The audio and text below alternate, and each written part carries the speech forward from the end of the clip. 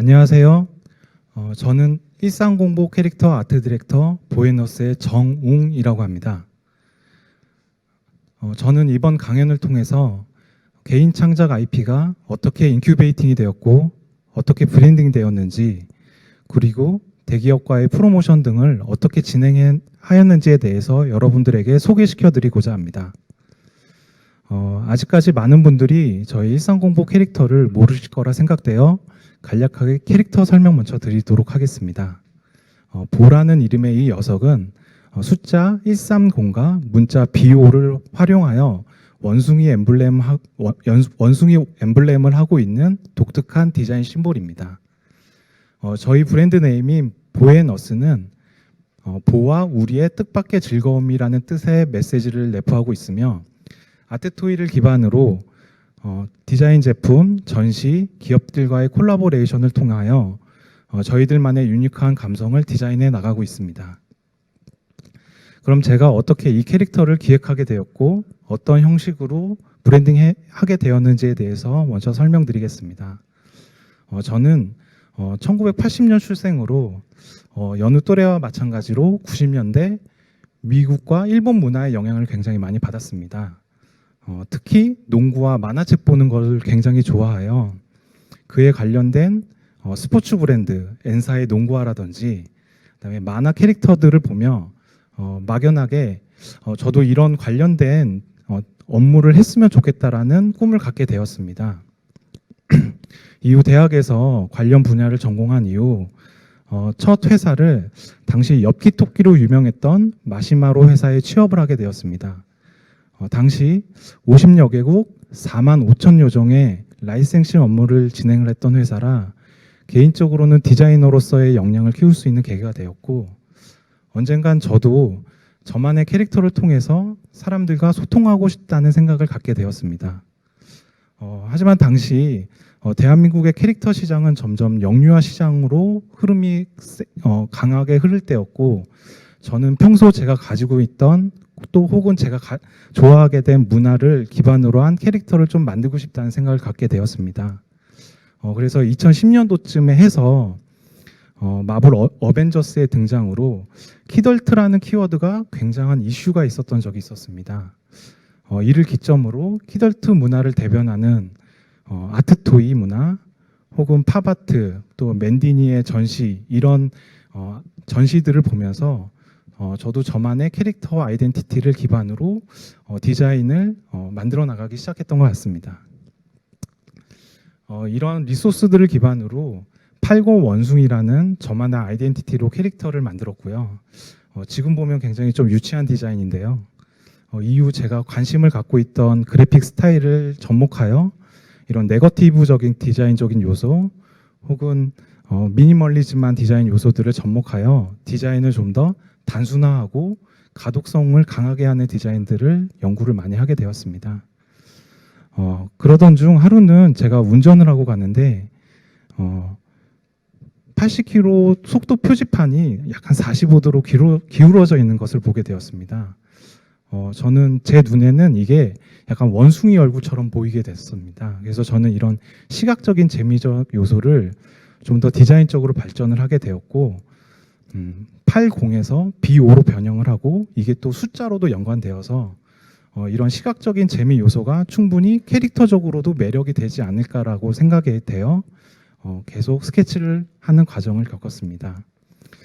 캐릭터 하면 대부분 정형화된 쉐입이 정해져 있고 컬러가 정해져 있고 성격이 정해져 있는데, 저는 그런 것보다 이런 재미적인 위트 있는 그래픽적인 요소가 대중들에게도 충분히 어필이 되지 않을까라는 생각을 하게 되었고, 여기 보시면 이제 제가 그때 당시에 했던 레퍼런스 이미지인데 B5를 이제 옆으로 돌렸을 때 여러 원숭이 얼굴을 할 수 있는 이런 시각적 요소들을 계속 개발을 하게 되었습니다.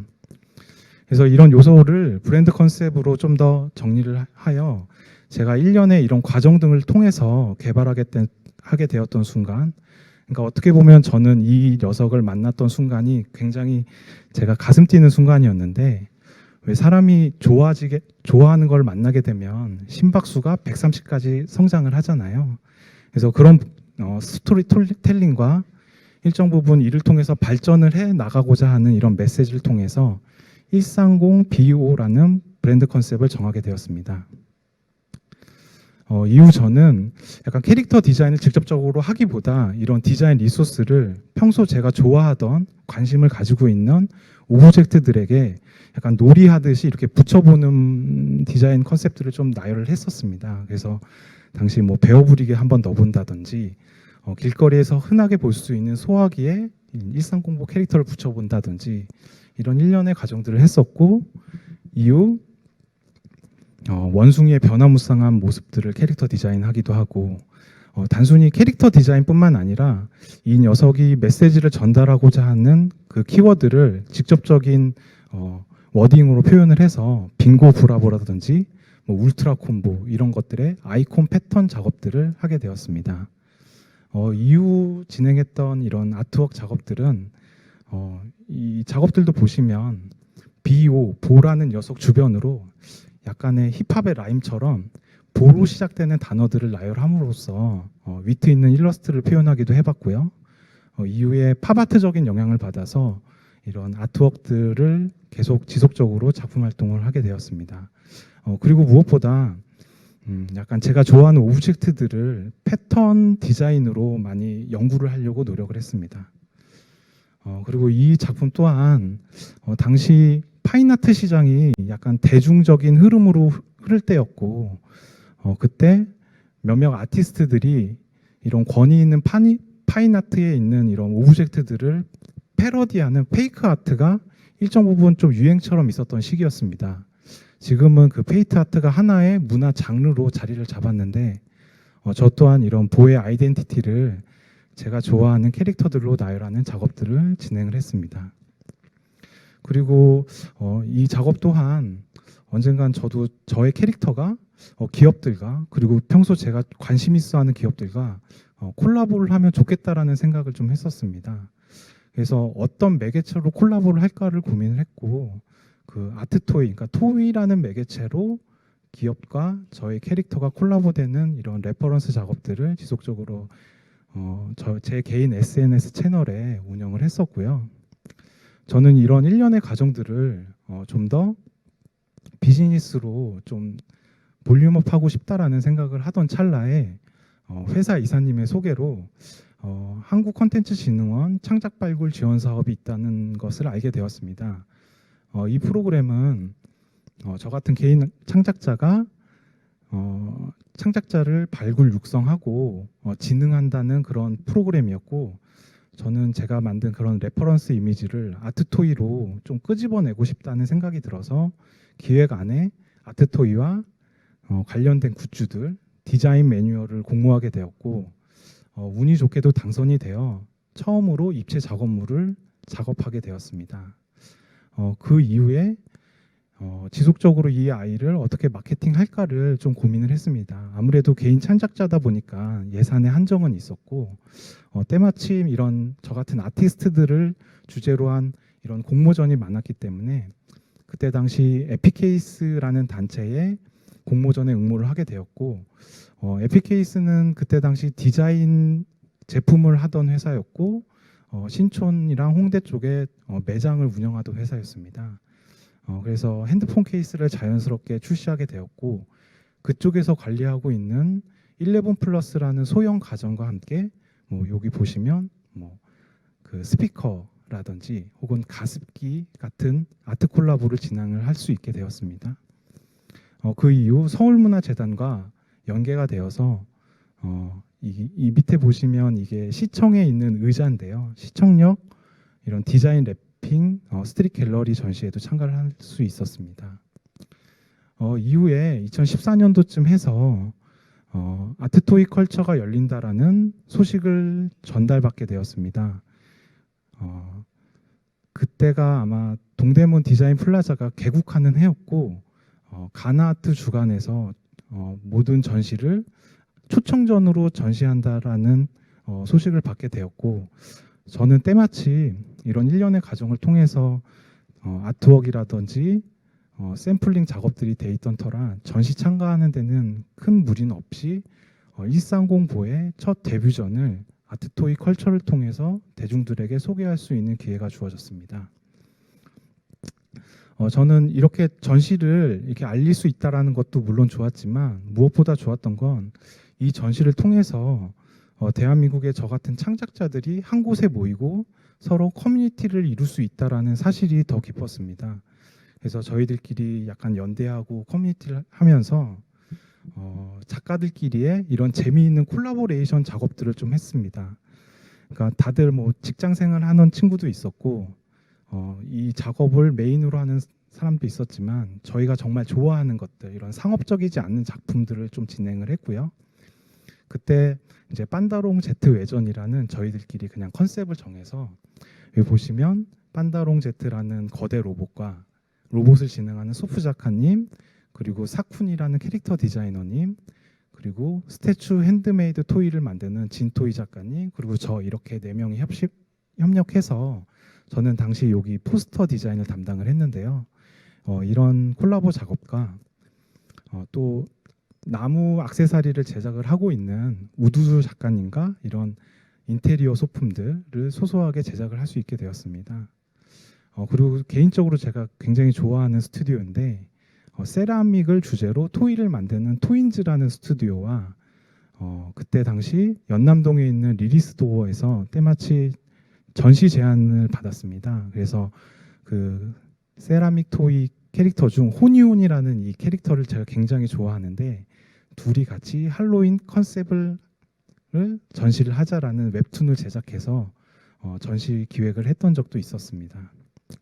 그리고 지속적으로 제 아이덴티티를 알릴 수 있는 방안으로 서울 디자인 페스티벌 신진 루키 작가 디자인에도 참가하여 당선이 돼서 코엑스와 백스코 등에 지속적으로 전시를 할 수 있었습니다. 그 이후에 이런 지속적인 작품 활동으로 인해서 SPC 그룹에서 연락을 받게 되었습니다. 당시 2016년 원숭이해를 맞이하여서 때마치 SPC에서도 원숭이 캐릭터를 찾을 때였고 저는 개인적으로 SPC라는 대기업은 기존에 약간 네임드가 되게 센 캐릭터들과 콜라보레이션을 주로 해왔는데 저같이 아직 네임드가 낮은 작가와 혹은 IP와 콜라보레이션을 진행한다는 것 자체가 굉장히 좀 의아했지만 SPC도 그때 당시 창립 70주년을 맞이해서 디자인으로 상생이라는 슬로건으로 저 같은 신진 작가와의 시너지를 내는 프로젝트였습니다. 그래서 운이 좋게도 제가 1호 아티스트가 되어서 SPC의 5개 브랜드와 콜라보를 진행하게 되었고 저는 이 콜라보를 진행함에 있어서 브랜드의 특징과 캐릭터의 특징을 잘 나타낼 수 있는 밸런스 작업을 굉장히 신경을 많이 썼습니다. 그래서 캐릭터 디자인도 디자인이지만 이 브랜드들을 특징을 잘 나타낼 수 있는 아이콘이라던가 엠블렘 등 디자인 리소스 작업에 조금 더 신경을 많이 썼던 작업이었습니다. 그래서 개인적으로 제가 지금도 너무나도 좋아하는 콜라보레이션인데요. 이거는 베스킨라빈스와 저희 일상공부가 캐릭터 콜라보를 한 베라보 캐릭터입니다.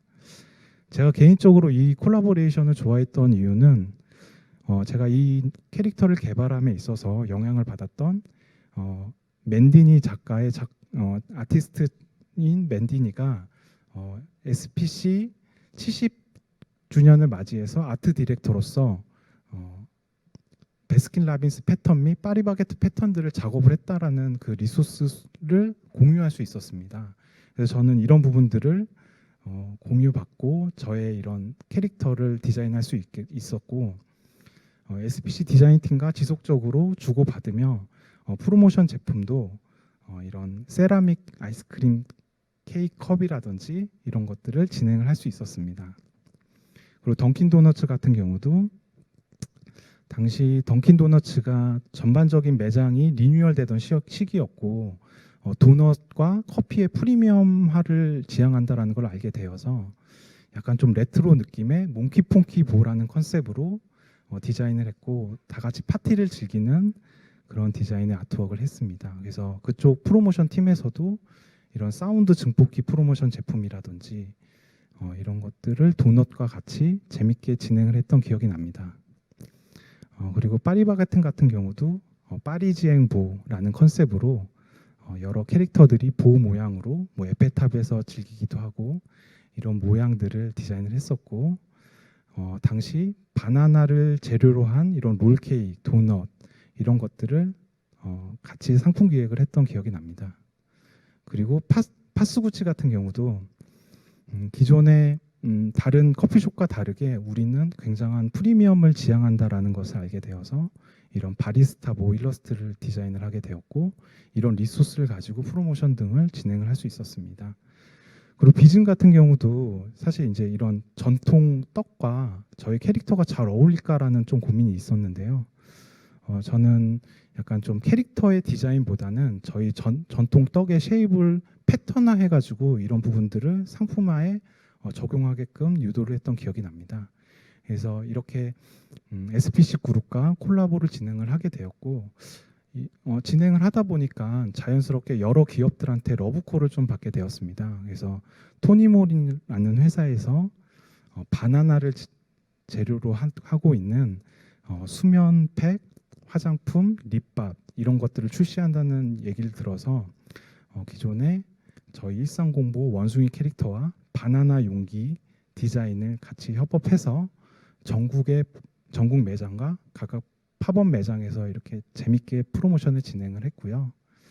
그 이후에 제가 이것도 굉장히 좀 재밌게 했던 작업인데 스타워즈 데이는 해년마다 좀 퍼레이드라든지 그런 식으로만 프로모션을 진행하다가 이제 이때 돼서는 약간 젊은 아티스트들이 스타워즈의 아이덴티티를 재해석하는 기획이 들어갔습니다. 그래서 건대 커먼그라운드에서 이런 일종의 문화 축제처럼 열렸던 적이 있고요. 저는 저의 보 캐릭터가 스타워즈 주인공과 이렇게 재밌게 콜라보레이션 하는 것들을 아트웍으로 작업을 했던 기억이 납니다. 그리고 제가 또 좋아하는 작업이기도 했는데요. 저와 그리고 던킨 도너츠 그리고 베어브릭이 콜라보하는 작업을 또 했었습니다. 그래서 이 컨셉 같은 경우도 던킨 말 그대로 커피에다가 도넛을 찍어 먹는다라는 그 키워드를 중심으로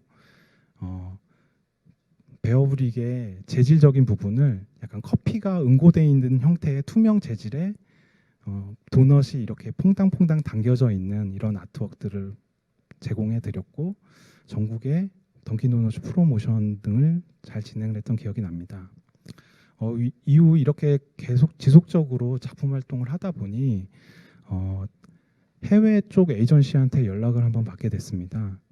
PLX 크리에이티브라는 단체였고 그곳은 대만과 홍콩을 중심으로 중화권에서 에이전시를 하는 곳이었습니다.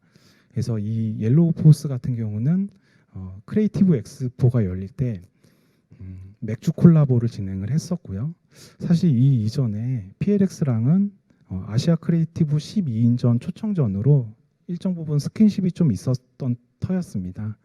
그래서 이런 재미난 부분들도 엑스포 기간 동안 맥주를 통해서 저희 프로모션 제품들을 진행했었고요. 그리고 SK 네트워크스에서 주유소 앱을 개발하는 프로젝트가 있었습니다. 그래서 자몽이라는 네임드의 이런 앱 개발이었고 사실 이 자몽이 자동차의 꿈이라는 뜻인데 사실 꿈 몽자도 되지만 그냥 몽키 할 때 몽이라는 생각이 들었다고 합니다. 그래서 제안을 받게 되었고 이런 앱을 기반으로 한 콜라보레이션 작업들을 할 수 있었습니다. 그리고 이거는 개인적으로 제가 되게 뜻깊게 생각하는 콜라보레이션인데 시계 브랜드 지샥과의 콜라보입니다. 이거 같은 경우는 일본의 브랜드인 지샥과 한국의 캐릭터 디자이너 그리고 대만의 토이 작가 3명이 아시아에서 이런 콜라보레이션을 진행을 한다라는 주제로 이런 아트웍 작업들을 했었고 스트립에다가 저희의 아트웍을 녹이고 각인을 함으로 해서 타이페이시에 있는 프리미엄 매장에서 전시를 했던 기억이 납니다. 이렇게 최근까지 이런 콜라보레이션을 진행을 하면서 한 2019년 작년부터 보이너스에 대한 방향 설정을 저희는 좀 자체 상품 라인을 좀 고민을 하고 있는 상황입니다. 그래서 최근에는 인도네시아 에라자와라는 업체와 모바일 액세서리를 계약을 했고 또 L6라는 업체와 향기토이 방향제 등을 출시하면서 자체 상품 라이센싱에 좀 치중을 하고 있고요. 또 캐릭터의 특징을 잘 나타낼 수 있는 블루투스 마이크 같은 상품을 자체적으로 기획을 하고 있습니다. 그리고 올해 들어서는 사실 라이센싱이라는 게 굉장히 좀 애매한 경우가 있는데 저희는 좀 더 패션이라는 거에 이제 중점을 두고 올해 SS를 기점으로 패션 사업을 본격적으로 시작 준비를 하고 있습니다. 그래서 여태까지 제가 올해 들어 한 6년 차 접어들면서 진행했던 저의 보이너스 히스토리를 여러분들에게 들려드렸고 마지막으로 저희 이야기를 들어주셔서 감사합니다.